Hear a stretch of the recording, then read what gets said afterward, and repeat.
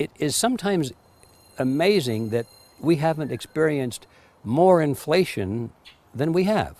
If they keep expanding the money supply so vastly, why aren't our prices growing faster than they really are? And the answer is that a good chunk of the money that the Fed created has been shipped overseas.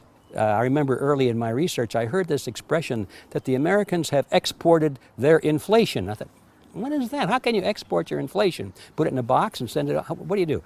Well, now I understand. You export your inflation by simply sending all these dollars that you created to these other countries, and then they send you their refrigerators and their cars and whatever, their TV sets. So you get hardware, and they get little pieces of paper. It's a great deal for the American people for a while. For a while. Sooner or later, all of those pigeons come home to roost.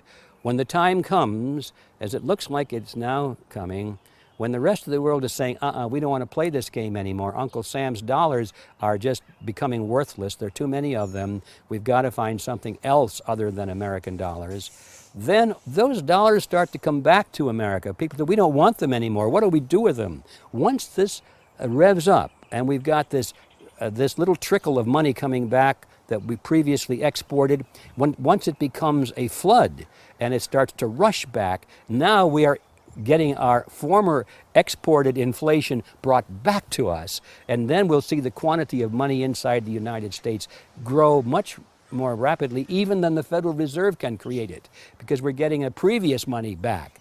And that's when we will really see the tanking of the US dollar in terms of what it will buy. During the second round of quantitative easing, global food prices went up 60%, and this created a humanitarian disaster for the 2 billion people on Earth who live on less than $2 a day.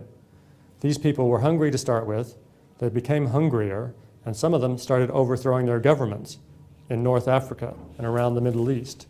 So quantitative easing was the spark that ignited the Arab Spring. So that's it. When you create money, you get some sort of inflation.